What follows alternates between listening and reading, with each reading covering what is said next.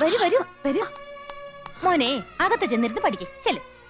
ഇവിടെ ഇരുന്ന് സംസാരിക്കുന്നോ അതോ ബെഡ്റൂമിൽ ഇരുന്ന് സംസാരിക്കുന്നോ? വീട്ടിൽ വരുന്നവരോട് കുറച്ചുകൂടെ മര്യാദയാവാം.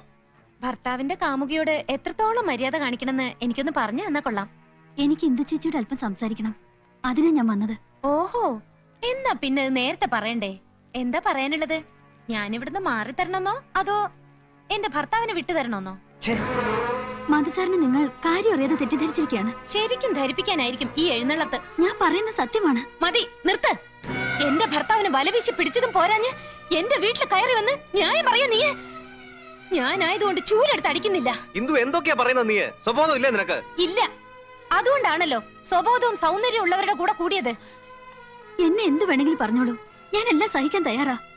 ഇന്ദു ചേച്ചി തുടരുതെന്നൊക്കെ പറയാൻ മാത്രം മധുസാർ തെറ്റൊന്നും ചെയ്തിട്ടില്ല. ഓഹോ, ഈ കാര്യങ്ങൾ വരെ ചർച്ച ചെയ്യാൻ മാത്രം അടുപ്പക്കാരിയായോ ഇവള്? ഞാൻ പറയുന്നൊന്ന് സമാധാനമായി കേൾക്കണം. എന്ത് കേൾക്കാൻ? നീയും എന്റെ ഭർത്താവെന്ന് പറയുന്ന ഈ മനുഷ്യനും കൂടി നടത്തുന്ന പ്രേമ നാടകത്തിന്റെ കഥയോ? ചങ്കിൽ കൊണ്ടുവല്ലേ? തെറ്റ് ചെയ്യാത്തവരാണെങ്കിൽ പിന്നെന്തിനാ ഈ പൊള്ളല്? നീ ആദ്യം വന്ന വഴി പോവാൻ നോക്ക്, അല്ലെങ്കിൽ ഞാൻ വല്ല അതിക്രമവും കാണിക്കും.